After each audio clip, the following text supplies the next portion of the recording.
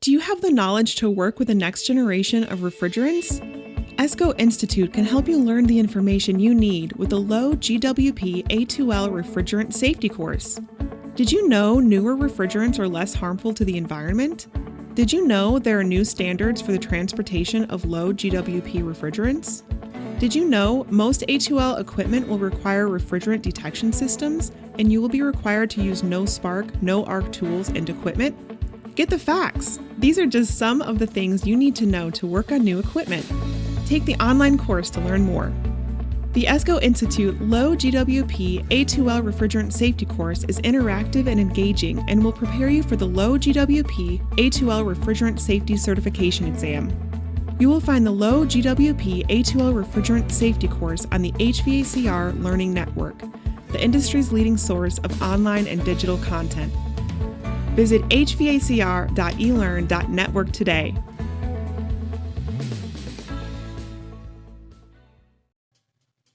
All right, everyone, thank you so much for joining us once again on Did You Know, the ESCO HVAC show.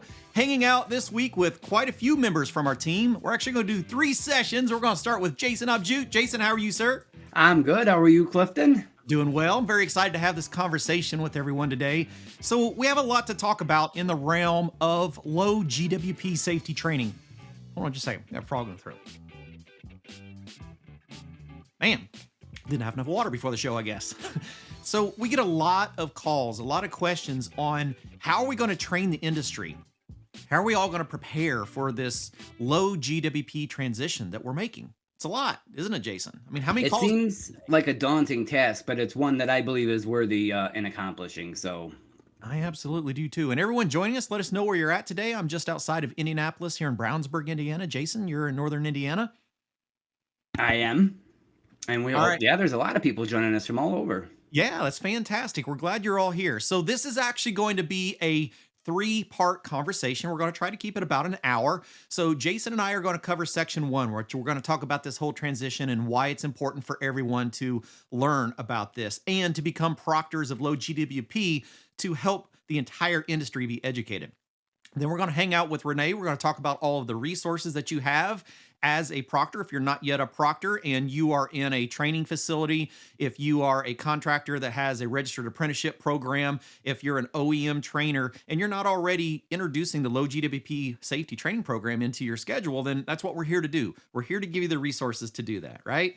Man, all sorts of people join in. This is going to be a lot of fun. I was seeing that. That's all over the place. I love this. All right, so back by popular demand, I'm going to reintroduce something from last week that it was just an extra little fun piece. So we're going to do real quick. Are you ready? Here we go. I am. HVACR Dad Jokes. Okay, so the 3 little pigs are building their houses, right? And they're ready for some heat. And so they're not sure what to do. They go to the local building officer and they say, "Building officer, what kind of heat? What kind of heating we're going to have to put in our houses here?" And the officer says, "Well, you're going to have to put electric heat in those houses, piggies." And the 3 little piggies go back and they regroup. "Well, what do you think happened here?" And the one piggy says, "Well, I think it's probably because gas is explosive." And the other one says, "Well, I think it's because of decarbonization." And the other one says, "Well, I think it's because of electrification." And the officer looks at him and says, "Well, no, actually, it's because your neighbors don't want to live next to a swine flu." Ha Huh? How about that? All right. Back to the seriousness. I'll be real. All right, so let's start this conversation, Jason, and let's do a little bit of quick history. We're going to recap on some things, talk about what's important in the industry and why we all have to be prepared for this transition, because it's already begun. It's not that it's coming. Right, it's an ongoing thing. So if you're thinking, okay, when does this start or when should I be ready? You should be ready already. It's already started. Exactly. So if we think about why, we talked about this in great detail in some of our previous episodes.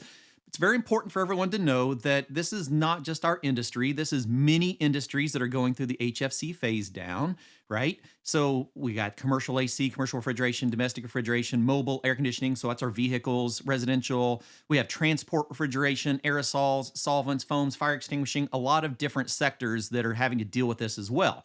And so it all comes down to understanding the whole GWP principle, Jason. You want to kind The of metric, yeah. explain what that I love your piggy bank analogy for this. All right, so we use CO2 as a baseline. We give it a GOP of 1. All other refrigerants, so that's not a generic number that's just assigned to the refrigerant. That number actually means something and is compared to the baseline. So for example, R410A has a GWP of 2088. And what that means is it has the ability to trap 2088 times more heat than CO2 by itself.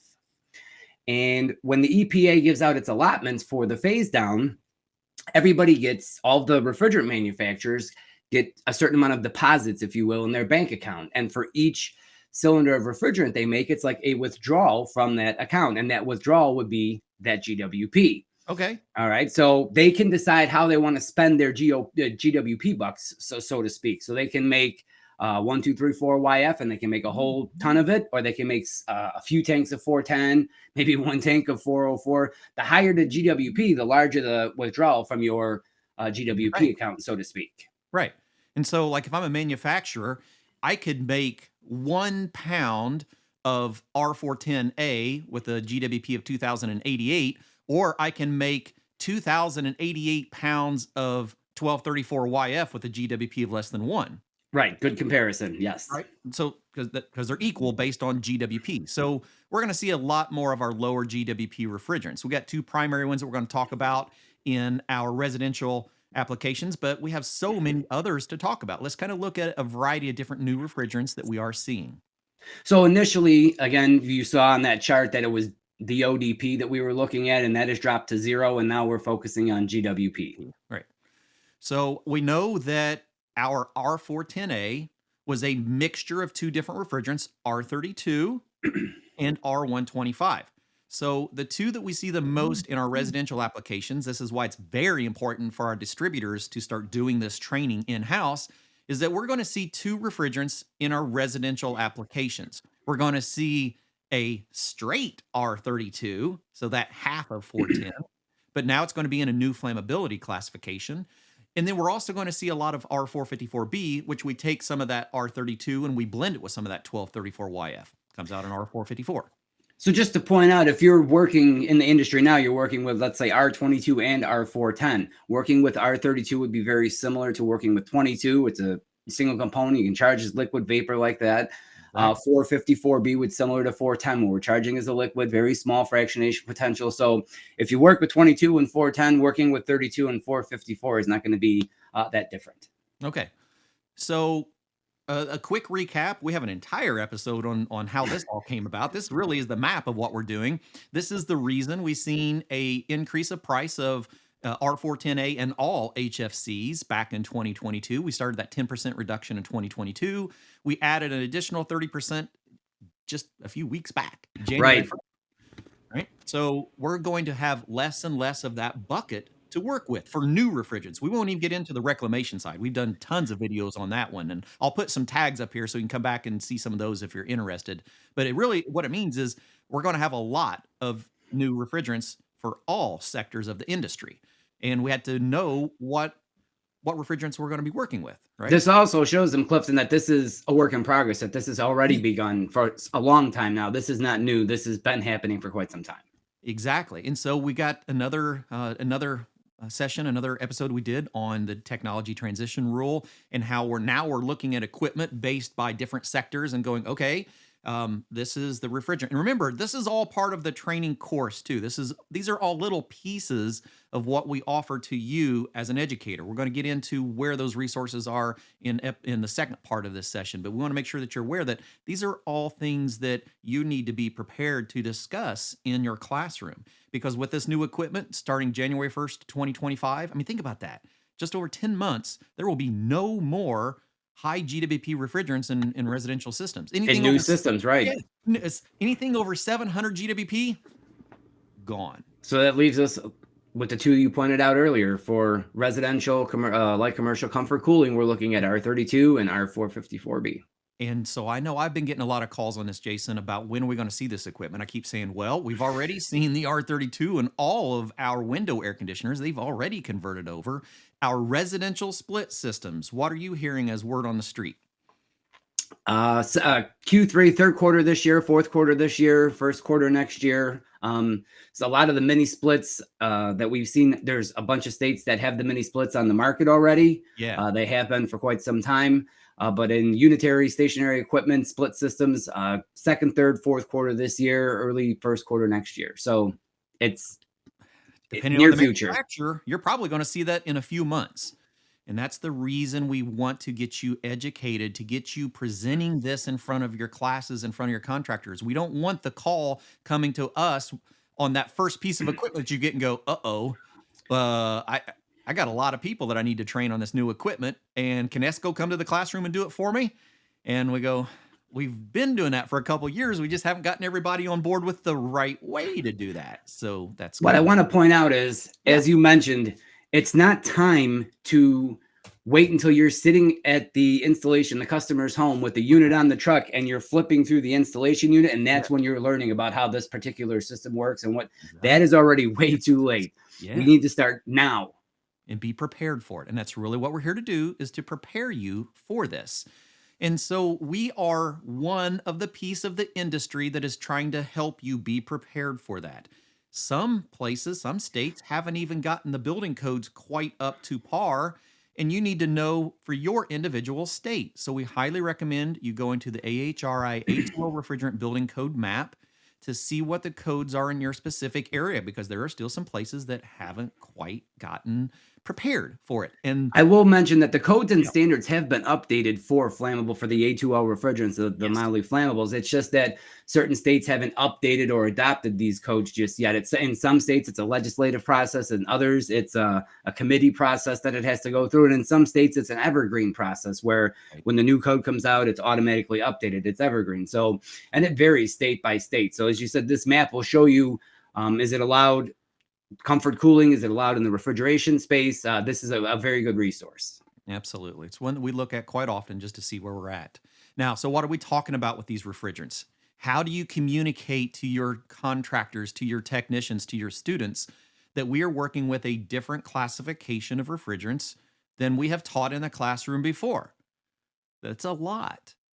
So it is and it isn't. So if we look at A2Ls, A1 does not mean non-flammable. It means no flame propagation under a very specific set of circumstances. Right. Under the right circumstances, any A1 refrigerant will burn as well.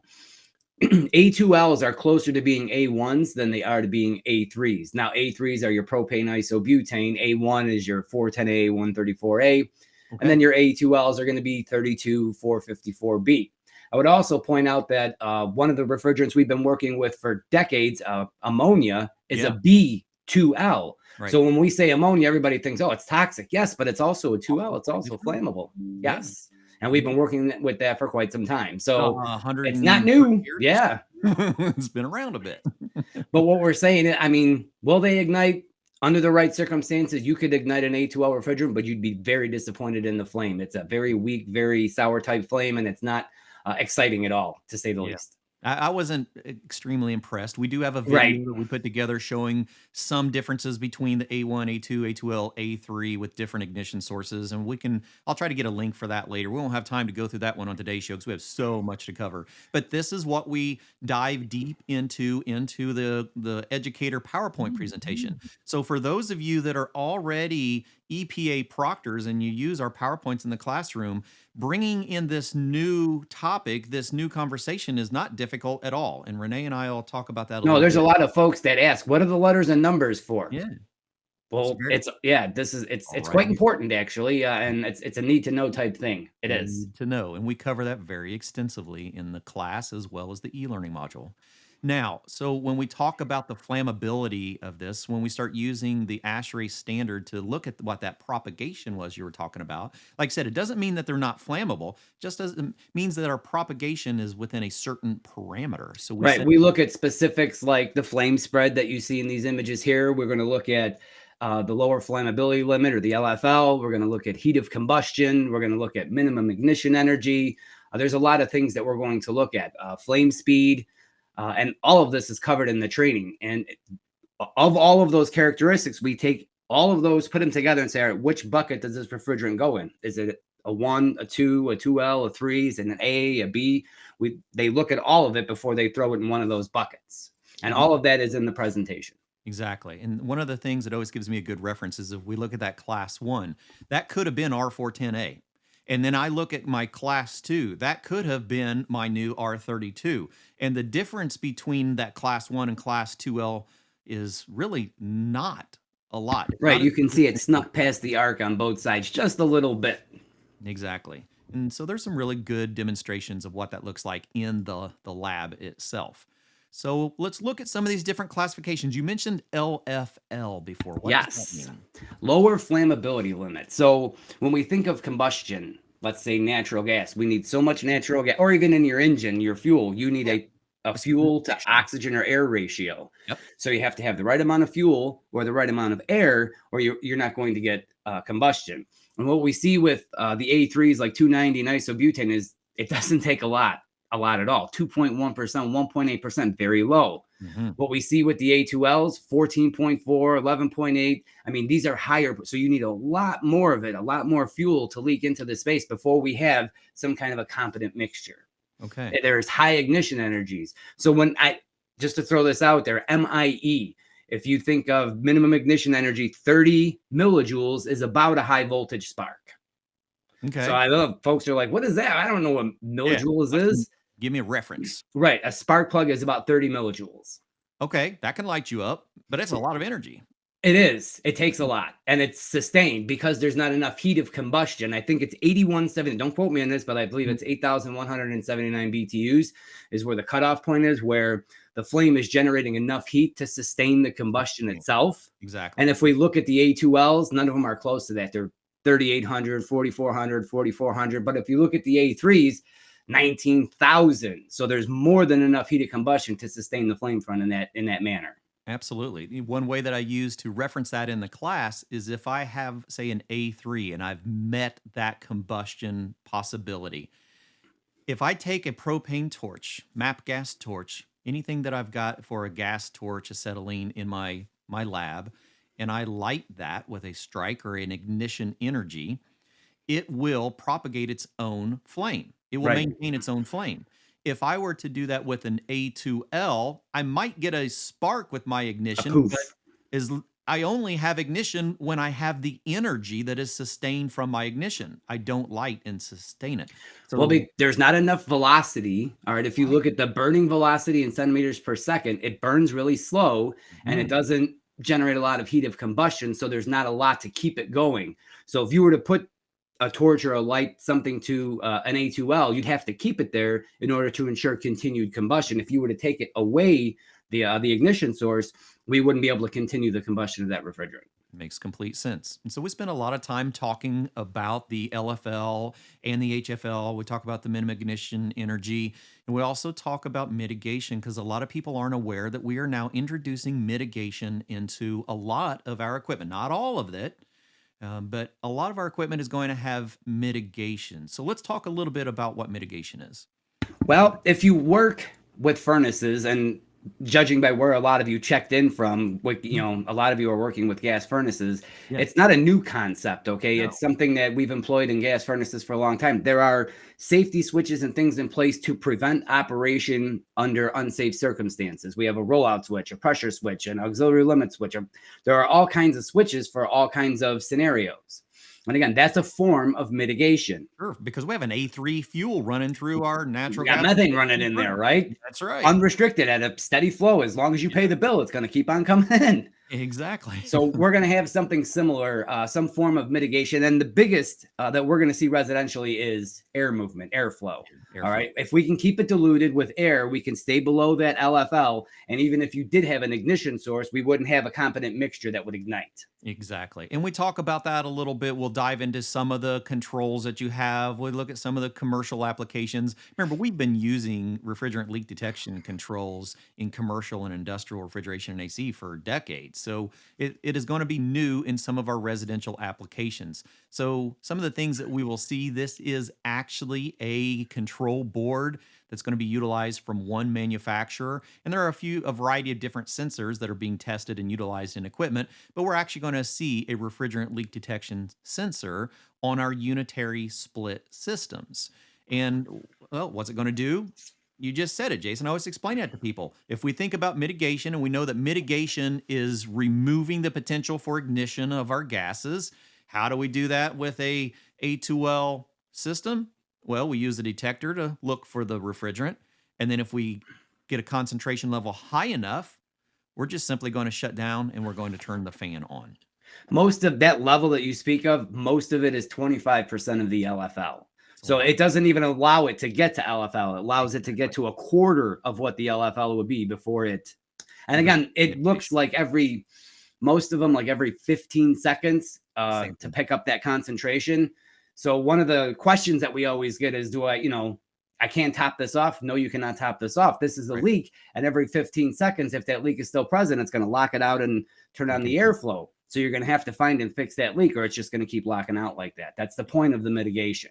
Exactly. And we have the EPA looking at, what those leak rate requirements are for different sectors of the industry. We may see some updates to that. It's a very possible thing. So we have to stay educated and, aware all the time.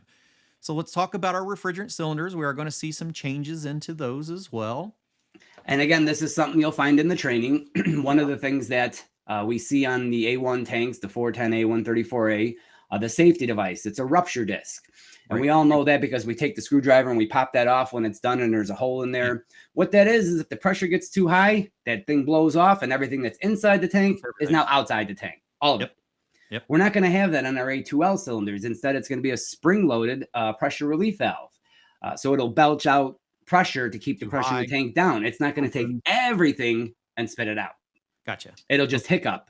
All right. I will also point out that don't hit that with a screwdriver because you might shoot your eye out. It is a spring-loaded pressure relief valve. Behind it. Yeah. Absolutely. Okay. So we dive deeper into what that looks like. But so the reason we're doing this and we're running through this is to make sure that you're aware of the changes that are happening and the reason that we're encouraging you to bring this educational program into your classroom, because it's a very important changes, and we don't want you to be caught off guard. We don't want your technicians, your students, we don't want your employees to be caught off guard when they see some of these changes. Throw this out there real quick as we're saying, there are changes. The refrigeration cycle itself is the same. All right. Superheat is still superheat. Subcooling is still subcooling. The cycle is the cycle. Nothing there has changed. All right. A lot of these changes are cosmetic, like what you're showing here. That's a standard recovery tank. What's the only difference? I see. It has a red stripe on the side and a placard, but it's also a left-handed thread. Okay. All right. So that's another thing, especially if I'm a distributor, I need to be training all of my contractors on what's going to be needed for tools and supplies. There's going to be a lot of things happening. What about transportation? I know we have a whole section on transportation. It was recently the DOT clarified, issued a petition that yes, these A2L cylinders can be shipped in the horizontal racks that you see in the picture there. Yeah. So best practice would be to put that pressure relief valve at 12 o'clock. Make sure it stays in contact with the vapor space, but they do allow for, again, the horizontal shipping. And then a lot of people ask, well, how much can I put in my, I can't drive around with this stuff. Yeah. Listen, you already drive around with oxygen, acetylene, oxyacetylene, MAP gas, propane, which are way more flammable than these A2Ls. All right. There's something called MOT, materials of the trade, a DOT clause that allows us to drive around with this stuff to do our job. And that's 440 pounds. Now, that doesn't mean in a single cylinder. That means across multiple cylinders. And if it's anything over that, you are no longer a technician. You are now a transporter. That makes sense. Not to mention the 30 or 40 pounds of A3 that's sitting underneath of our seat. Yeah, that's in your fuel tank, right? That you're driving around with. Right. And so you'd mentioned that we're going to see some reverse thread on. Now, see, these threads are right-handed thread. All right. Right. On the cylinders for shipping for DOT, we're going to see left-handed threads. Now, most of the manufacturers have indicated they're going to use a right-handed thread. Most of what you see here is cosmetic. This is just to raise awareness that, hey, there is something different about this system. you're going to have to record the final charge on that little decal that you see there. Those red things, them tags and they don't change the operation. What they're there to do is kind of, again, raise your awareness that this is not the unit you were working on yesterday. This is something different. Yeah, absolutely. And if anyone has any questions, go ahead and hop in. I know we're going through this really fast. We are. This isn't fast forward. Yeah, this is a crash course on why you need to implement this into your classroom. We're trying to show and display all of the changes to show you that, listen, this is something that does need to be covered. This is not something you're going to pick up on the fly. There are a lot of different things to be aware of. Right. We're going to see a lot of labels changing. I've already seen so much of this already. We're going to see what refrigerant is in the system. We're going to see how much of that refrigerant it is, its classification. We're going to see, like you'd mentioned, we're going to see, we've already seen the adapters. Yeah, those are the adapters. We have a on the right-hand side there, you have a left-handed adapter for the tank. And on the left-hand side, you've got a hose that has a right-handed thread for connecting to the manifold and a left-handed for connecting to a tank. So again, there's a lot of things to be aware of. This is not, as I saw in the comments, you're not going to get all of this from tech support, or you're going to have to learn this somewhere. There's a lot of information to take in, but it can be done. And we're relying on our proctors to do this. That's exactly right. And we'll dive deep into what that looks like here in our next session here in just a few minutes with Renee. So when we talk about training, it's important we are all industry stakeholders when it comes to training. We are all a piece of the industry. And so it's very important for us to all stay up to date. Next week, we're going to talk about 608 and understanding that we did have changes in 608 a number of years ago that many people aren't aware of. Yeah. And we want to, walk through that process as well. But this week, we're focusing on the low GWP side of it and being aware of what is out there. And so, Jason, when did you start this training program mission?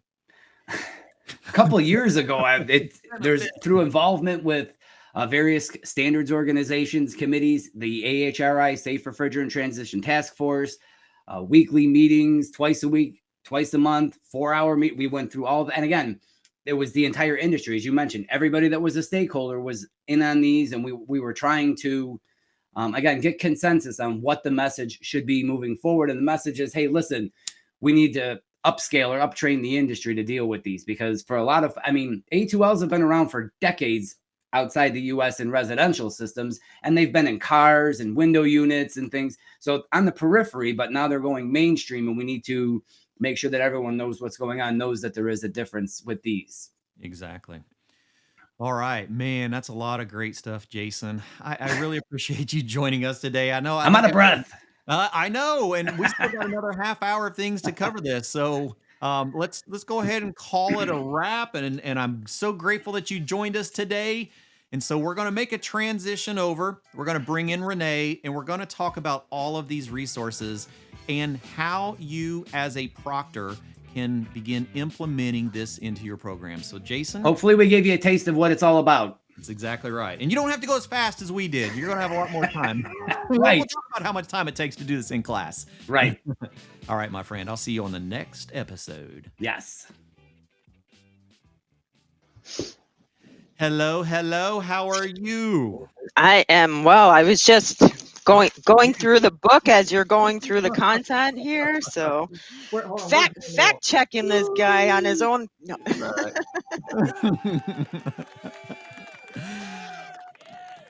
All right, Renee, big question that I get, and I imagine you get the same way. So I'm going to pretend that I am a proctor. So Renee, I've been an EPA 608 proctor of ESCO for years. And I love the material. I love knowing that I've got the PowerPoint that I can do in class. I've got the e-learning module that I can have my students take. I can take the e-learning module myself for a refresh anytime that I need, just like having an instructor reteaching me. And then I've also got all of the assessments ready to go in whatever format that I like to use. I love ESCO for that. Absolutely. And we bring to you at this time with the A2L program, much of the same. With the A2L training, we have the PowerPoints, we have the assessments, we've got online training. we have the book. So no matter what your program needs are, how you prefer to do training, how your learners prefer to learn, we have the resources that you need.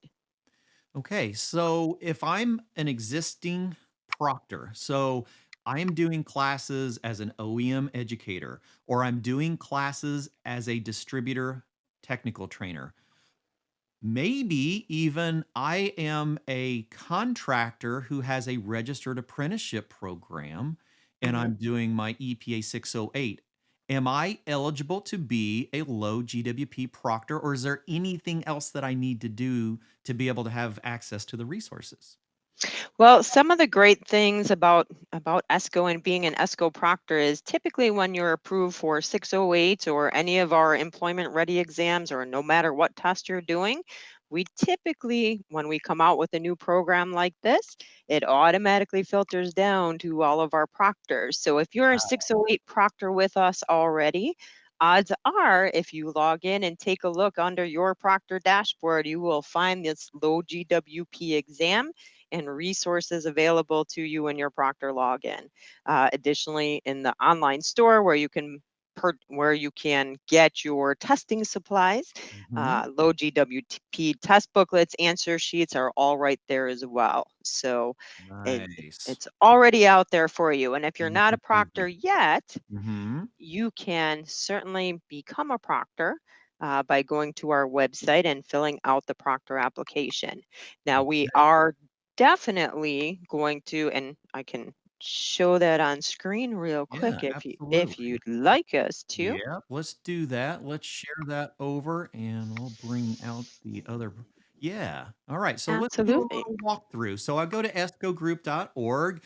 I'm interested in introducing low GWP safety training into my classroom. I'm Mhm. going to be the proctor of this class. I'm going to own this and I'm going to change the lives of hundreds of students and employees and contractors. But where do I go? Yes, you absolutely will. So again, it's going to depend on how exactly you want to implement your program. As the Mhm. trainer, you're probably going to want to get some resources yourself, start Yeah. checking out the program, see what's involved. One of the first things that you can do is actually log in as a proctor. Now I'm already logged in on the Log in. Sure. proctor store. Yep. You'll know I'm logged in because my name is here in the Yeah. corner. Okay. But let's take a look at the ESCO Resource Center. Not a lot of proctors know about this section. If you're a 608 proctor, this is where you'll get your prep manual and your PowerPoint. But Right. if you scroll down this page Oh, just a look at this bit, stuff. here is the book. And that So all of you that's can available to proctors. and if you're a proctor and you have a login, it's automatically available to you. So you can pop Nice. in here, take a look at the book, see what you're in store for.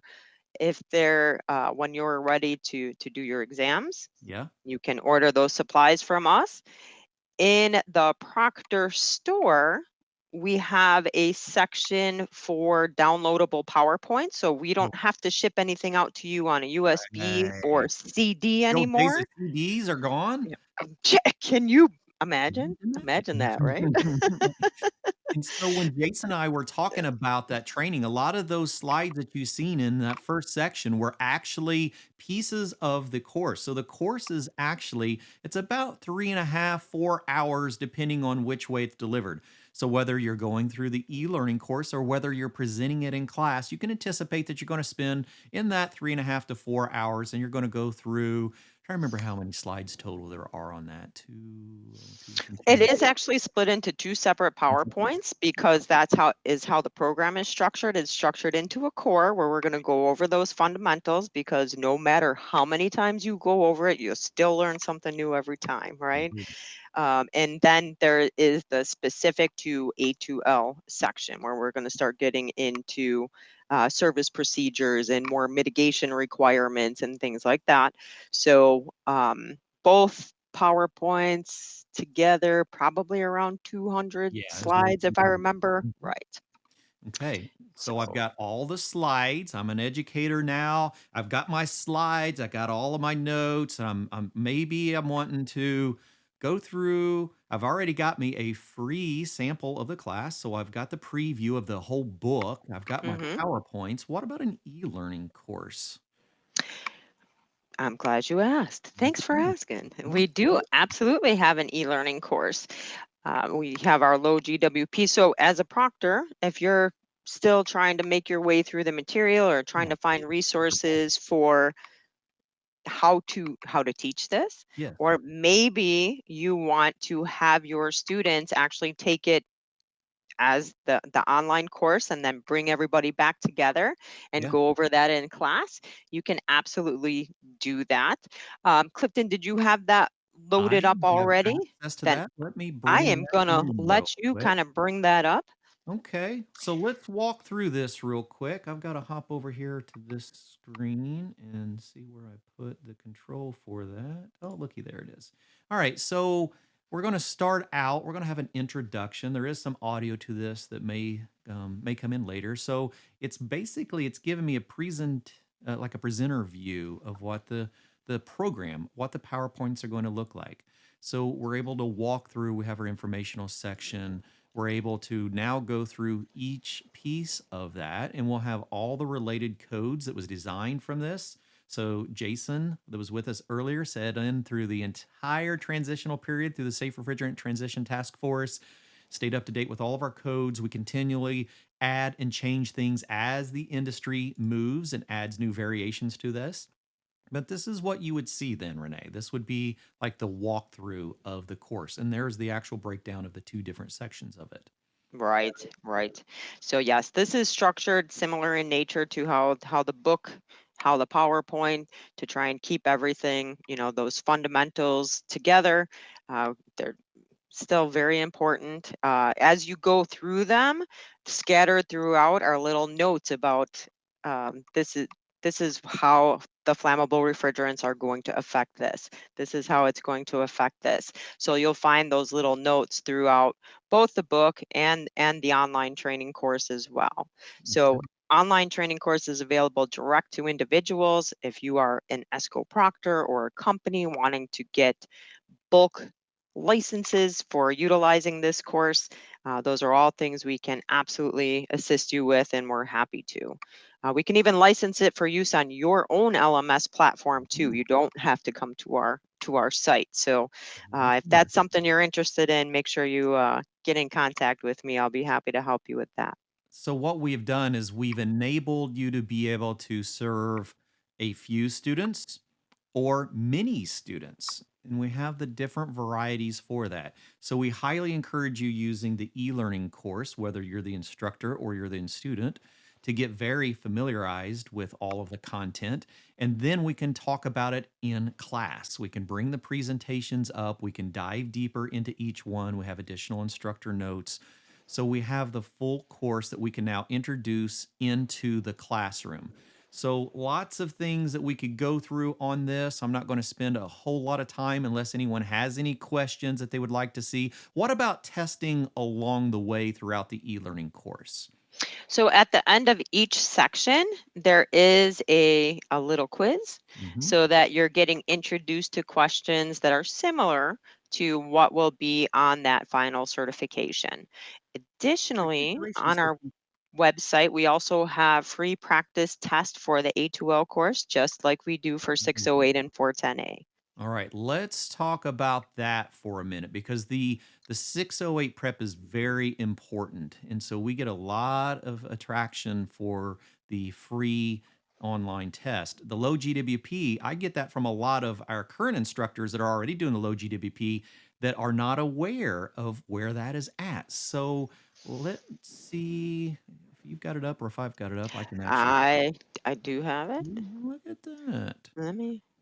Okay, we'll bring that in so we can prepare our students with some homework, a very important piece of our classes. So our class time is maximized. Absolutely. So the secret to finding the free practice questions on the website. I'm ready. So we're just on I'm the ready. home page, Yep. escogroup.org. Yep. Scroll down to the bottom, free practice exams, and Oh, voila, look at they that. are All right all there. right there. So not only is the 608 there handy, we have the R410A, and we've also got our low GWP ready to roll. Ab- Absolutely, they are all right there. It's very easy at this point. you click on the link and there you go. You're right into the practice. Okay. So we've got pre-class assignment. We've got our e-learning course. We have our homework, which is taking our practice test. We have our class time, maybe come back and retake our homework a second night, and then we can prepare for taking our test. Now, as a proctor, what are my resources for the test? Traditionally, in my classroom, I'm kind of old school in many ways. I like technology, but I'm kind of old school as well. And I used to do all of my 608 in paper version. Is that Mhm. even still an option? It's still a thing. It's still a Okay. thing. We still have paper test booklets and Scantron answer sheets that you can fill out with your number 2 pencils and send them in to get them graded. All right. Are there other potentially easier ways of doing this that we could discuss? There are online tests. So online testing is absolutely a possibility here. So Okay. the tests are all loaded up on your accounts already. If you're an ESCO proctor, you can Mhm. just go in and start utilizing them whenever you'd like. Nice. Okay. So I have the opportunity of having my content in multiple forms in PowerPoint, in paper book, in e learning. I can now look at my test from a variety of, yeah, Ty says, what is What is paper? going away? I don't know. Some of us old fogies like things Does like it that. look Though. like this? I know. That's we got to have a variety of resources, but we do have the variety of resources for you, and so we can arrange for group testing for you. So some of our classrooms have multiple computers where we can set students in front of them. We can make arrangements for that. So, what is a maximum amount of students that we could potentially test for at one time within a classroom? So typically we recommend that if you're testing 35 students or less, one proctor. If you're over that amount, we will recommend for EPA 608 requirements, it is Mhm. absolute must. Yeah. Uh, Over 35 students, you have to have a second proctor. We would like to see that implemented here as well, Yes. even if it's somebody that's just assisting you to make sure that you've got eyes on everyone and that everyone can be assisted in case they have any issues. Okay. I love my technicians and students, but don't get me in front of more than 35 people or I'm gonna be a bad bird. 20, 25 is actually pretty good for a class. So, but That is a good class size, and sometimes when you get larger than that, it's too hard to manage. So get that more exactly. one-on-one with those smaller classes. Okay, so we've went through all of our training resources. We've went through where we go for actually setting up for doing our tests, whether we're doing paper, we're doing online. Have you got any other resources you think would be important to discuss for our proctors? So proctors, with the online courses, if you're looking to implement training into your program, definitely reach out to us. We are happy to assist you in getting set up and getting assistance. Um, if you want to take a peek at that online course, we're happy to get you set up for a few day free preview so that you Ooh, can take a look there. at it. Yeah, see So if I just want to contact us implement. by phone or email and let us know, and we're Okay. happy to get you set up for that. All right. That's some really good stuff, Renee. I really appreciate you joining us today. And I Uh, think, oh, go ahead. No, I was going to say thanks for having me, and while I have the floor for just 30 more Yeah, seconds, I do want to no worries. send a shout out to our friend Dirk Nauman. He Ooh. is participating in a bank tank today, which is similar to a Shark Tank locally. So he is trying to get some funding to build some more of his 3D modeled images. So good luck to you, Dirk. Oh, Dirk. We're all cheering for you. So proud of what he's accomplished. And we're so proud of you for joining us and stepping up to help this industry become better. That's what we're all doing. I mean, we're all just contributing in our own ways. And so we look forward to Dirk's growth and where he continues to contribute to the industry. And we look forward to your continual growth. And we're so grateful that you're hanging out here with us today. And Renee, I thank you for your time so much. This is really, really good stuff that all of our proctors out there are going, okay, I think I'm ready to sign up now. Well, hopefully, and we're here for you by phone, by email. by fax. If you still have one of those, we actually have one sitting here too. So feel free to reach out to us. I might have to come out there and use that sometime just for the heck of that. Yeah, Sounds like a right, great right. video intro. Did you know coming across the facts? Yeah. Well, Renee, thanks once again. And I look forward to continuing conversations. And maybe next week we'll talk about some 608 resources. And we're going to move on over to Howard and we're going to scare the living daylights out of everybody. Well, have fun with that. Hide me, hide me. We'll see you later. Bye. Howard Weiss, how are you, sir? I'm good. I'm not that scary, am I? I'm ready for the future. Oh, yeah. Look at that. Love it. I love the Well, the future refrigerants are here. We need to be ready. And Greg, I'm so glad you pointed that out. You know, this really is a great class, right? It's not a extremely big challenge to introduce into it. It's something that we have to introduce into our educational program because it's upon us. And it's very important that we train our technicians. Couple things that, Howard, I would like for you and I to discuss. So, you know, we spent time with Jason talking about why. We spent time talking to Renee about how. But let's talk a little bit about the importance and the significance of why we think it's a little bit different at ESCO, the importance of the design that we have in our programs. Well, first of all, I'll back up to something that you asked Jason. Yeah. You asked Jason, when did all this start? Yes. And something that's interesting is something called the Coalition of Like-Minded Organizations. Back in 2016, ESCO started working with leading manufacturers of refrigerants and associations, manufacturers, understanding that all this was underway. Yes. And let me just share something. I get probably the number one thing we get called on. Why is this all happening right away? Right. Okay. And I remind people, I go, we actually brought this to your attention at our conference in March of 2010. 14 years ago. 14 years ago. So that, you know, we talk about the Safe Refrigerant Transition Task Force. Yes. ESCO has been involved in committees for the last 14 years, trying to make certain that whatever happens, we can easily break it down, make it attainable, give you information to help you educate your students. So let me just give you a quick idea. We get an email. Here's a proposed rule from the EPA or final rule that's coming out. Yep. And it could be several hundred pages. Is that what you get from us? No, you usually get a 1 or 2 page summary, what you need to know. Yeah. So a lot of notes. Right. So a lot of what we're trying to do, we're trying to make it easy for you to do your job by taking the time to reading the government regulations is like reading a simplified version of the IRS tax code. It just doesn't exist. Okay. So a lot of what we're trying to do is break this down, understand their meaning, and then tell you exactly what you need to know so you can be more productive in your job.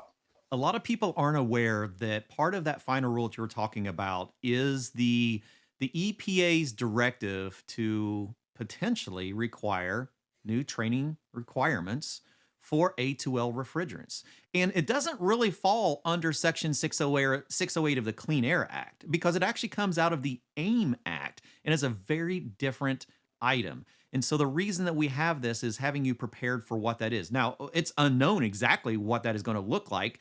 But if we look at training in general, we do know that Howard, I could go to a class and I could sit through a class. And when I'm done, somebody could say, you went to that class. Thank you.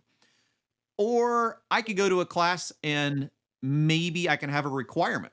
Maybe I have to be in this class for an X amount of time. And I have to be there the whole time and I can't be on my phone. But there's another thing, which is really what ESCO has always been focused on. And it was like that moth for me. All right. I was the moth and ESCO was the light when I was a trainer and I was looking for a complete package to be able to test not only my retention of information, but my students' retention of information. And you really pointed this out to me today. And it makes so much sense of why we're different and why we push the bar so high here at ESCO. Could you explain a little bit? Sure. And unfortunately, I'm not like Bill Clinton where I could take a 5-part question and go 5, 3, 2, 1. Right. But I'll try and cover everything you want. So what you brought up, the American Innovation and Manufacturing Act, the AIM Act, specifically subsection H of the AIM Act, gave the EPA the authority to regulate the phase down of HFCs and manage their substitutes. Right. Most people know that. What they don't know is it also empowered the EPA to establish technician training and certification requirements for the handling of ASHRAE 2, 2L, and 3 refrigerants. This process is currently in process, and the final decision's uncertain. But it's evident from the fact that they're going through all the procedures right now, they're exploring their options. So to just start phase one, the EPA put out a comment period to ask for industry input as to what this would look like. Right. That comment period, I don't remember exactly when it closed, but it was somewhere around, it was in December. Yeah. Okay. Then they're gonna take their time, anywhere from 90 days to a year. We're gonna have a proposed rule. There will be the opportunity for the industry to give a little feedback on it, and then we get a final rule. Now, not knowing what the rule will be, I know where you were going. Our conversation earlier is, why should someone take a closed book exam? Absolutely. So here's the problem. We have for the automotive exam, EPA Section 609, it's an open book test. Sure. It really fails to assess someone's retained knowledge. Right. Did I learn anything, or am I just good at taking a test, or can I open the pages and find what I need to know to be able to satisfy somebody's expectation? Right. And just keep in mind retained knowledge, because on what you just said, I bet I could pass the bar exam on an open book test. With the right books, and if I knew where to open the books, absolutely. Well, you definitely don't want me defending you. Right. So secondly, if the EPA does come out, they've talked about the idea of cloning or mimicking the EPA Section 608 program. Why not? Where it would be a multi-part test, closed book. The idea that this training may require the same elements, a card, all the same tools. Well, if they do that, are they going to grandfather someone who just sat in a class and got a certificate of attendance, or someone who got a certificate of completion, or someone who actually took a closed book exam? The answer is probably the last. Exactly. We don't know that. But the last thing, taking a closed book exam is the only way you could truly reduce liability. So what we were chatting about. Yeah. What we were chatting about earlier, and just for everyone else, we have to distinguish between someone getting a certificate of attendance, a certificate of completion, or an industry certification. They're not the same thing. Okay. It all drives to the difference between knowing about something and validating one's retained knowledge of the subject. Mere awareness of the existence of standards does not equate to a deep comprehension and a commitment to these standards. So I'd like to share a story that I think everyone will appreciate. Okay. Yeah. That's what I'm looking for. I have a good friend who was a teacher, who had a former student who had passed away, died, using an aluminum ladder near a power line. Okay. It appeared that the court was going to favor the plaintiff until the instructor was called to give their deposition. They asked questions of the school, the state, and the teacher. How did you know the student? It was in your class when you covered the material. Did you take attendance? How do you know they fully understood the material? There was a plethora of questions. While it appeared the plaintiff would win, the case was ultimately dismissed on one single reason: documentation. The student understood the established safety standards from the exam they took. So that's a liability interest, significant liability interest there. And that's the thing, Clifton. If whether you're dealing with students, customers, or employees, should one of them be injured on the job, do you have the documentation to validate they had to retain knowledge to adequately perform said task? So we all, if you're a teacher at a school, hey, here's your safety glasses, here's your gloves, we go through everything.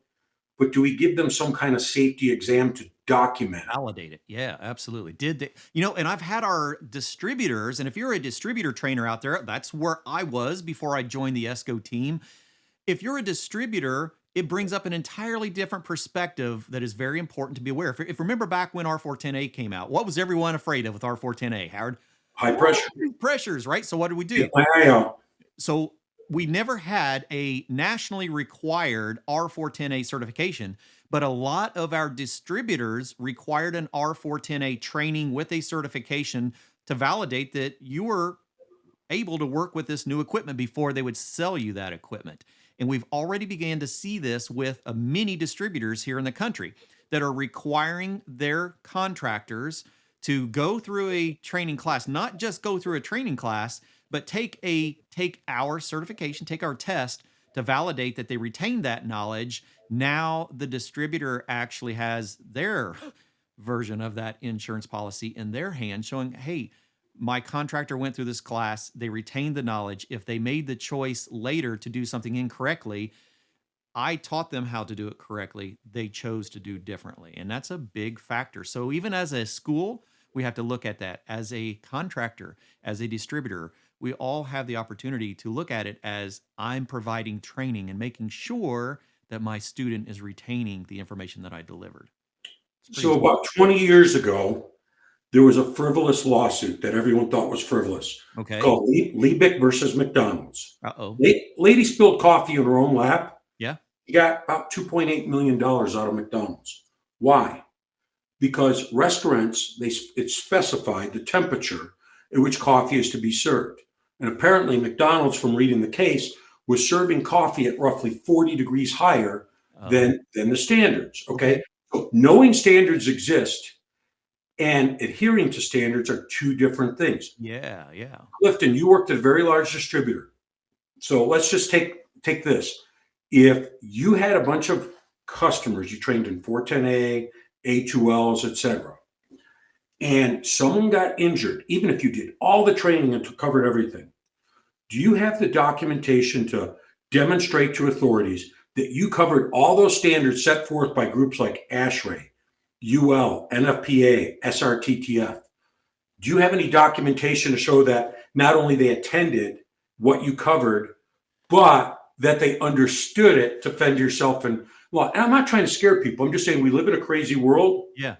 If you're teaching safety, forget A2Ls for a second. If you're a teacher, any type of safety you teach, you should document. You should have people take a test.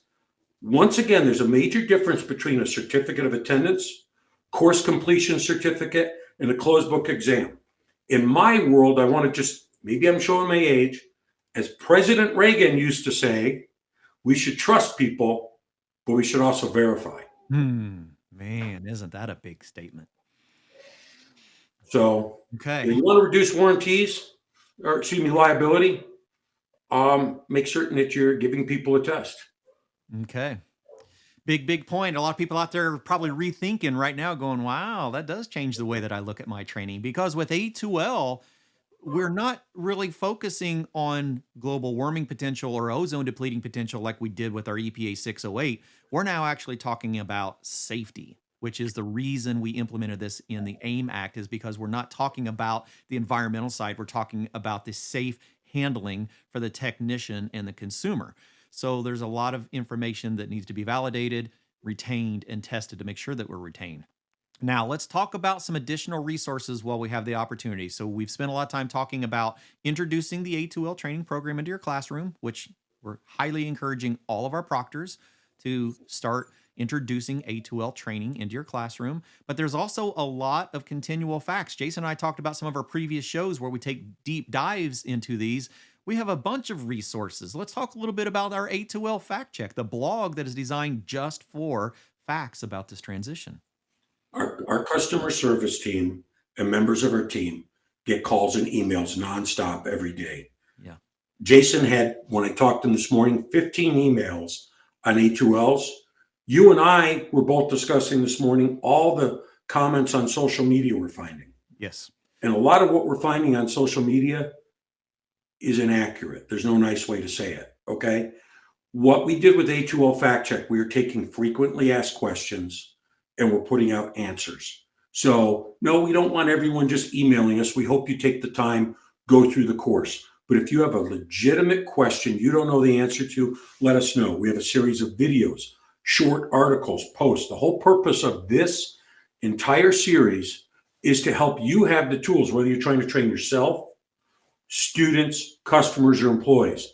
One of my favorite videos in here is the one you mentioned earlier, where you did the flame test on 4 classifications of refrigerants. I Right. think it's about 15 minutes long. Yeah, it's a fairly short one. And what people will realize if you show that in your class, that's showing you that under the right circumstances, all refrigerants are flammable. Yeah. You know, then at the same token, I think that here, probably one of the biggest questions I get emails for every day, misinformation. These things are flammable, they're explosive, we're going to die. That type of stuff, this scare stuff. And I go, R410A is made of what? 125 and 32. So if you take away the 125, you have R32. So one of the new refrigerants you've been working with a form of for many years. Decades. Absolutely. And what's R454B? Yeah, it's that blend of 32 and 1234YF. Right. Yeah. So, you know, everyone's afraid of this stuff because they heard something on social media. Right. So what these resources are, they're really meant to help you separate fact from fiction.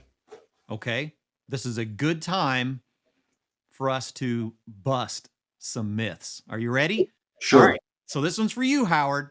This is an important one because all of our instructors out here right now have probably been thinking about this. Hopefully they're getting more informed about it. But I got a good one for you.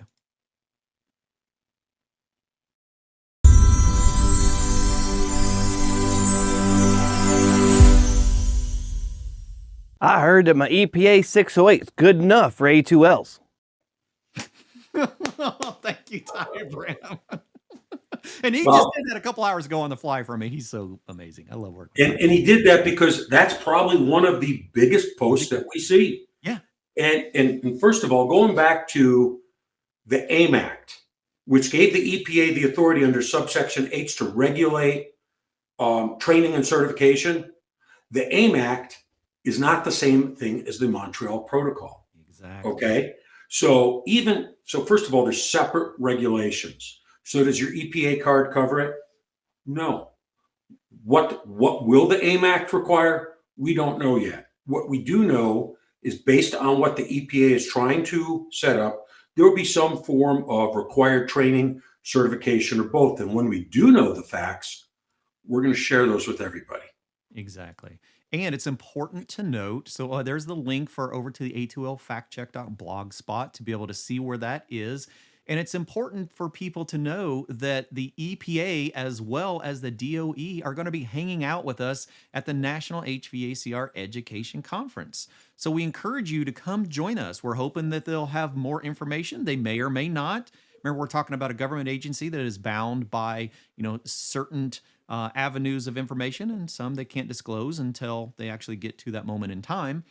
But they will be there. They may be able to answer some questions for us. But we have this continual interest, this continual conversation with the EPA, and we promise to you, as we build this community, this entire HVAC and building sciences community, that we will be here to update you when things change as quick as they change. Like Howard, I think had mentioned it before, and Jason talks about it.